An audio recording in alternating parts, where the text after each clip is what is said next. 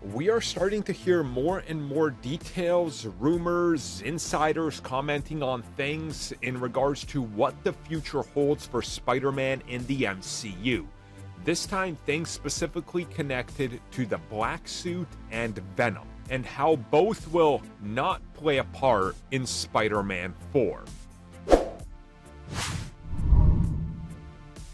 So quite obviously, there is a lot of directions that they could take Spider-Man 4 in. I think most of us would personally, and I know I don't speak for everybody, but I think most of us want a story where it's more street level based and he's teaming up with more street level characters.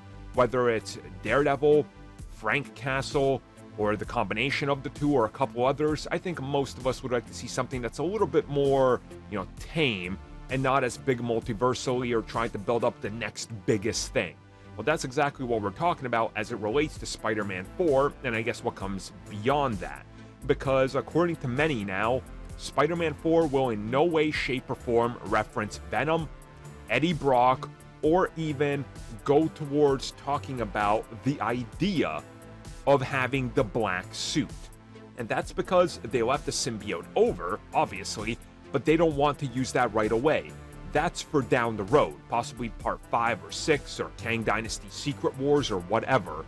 Essentially, that's there as a reassurance we're going to get back to it, but at the same time, while they're going to be putting this out, Sony is going to be putting out Venom 3. You don't want competing Venom-looking things. So, hold back on it, let people know that Venom is ending, which is the end of the trilogy, and it looks like they're going to be done with it, and then carry on by using the Black Suit in the MCU and not having conflicting messages and franchise-style, misdirection or lies, if you will, sometimes, just outright lies. And I'm pretty sure some people will be bummed about it, but let's be real, we don't want Venom to be rushed again. We already have a Venom franchise that's not connected to Spider-Man at all. The last time we had Venom on film, he was shoehorned into the third film and completely ruined what they were trying to set up with that film as a more personal story for Peter Parker. And on top of that, they were already rushing to introduce Venom in The Amazing Spider-Man 3 so they could build off the Venom spin-off by teasing the symbiote in a deleted scene in TASM 2. So again, there's all sorts of things here that I think are smart from their point of view, and specifically the fact that you don't want to rush this. Take your time, do it right, make sure that you build up the expectation, make Spider-Man a little bit more down-to-earth story this entry, and then go bigger and badder and Venomier.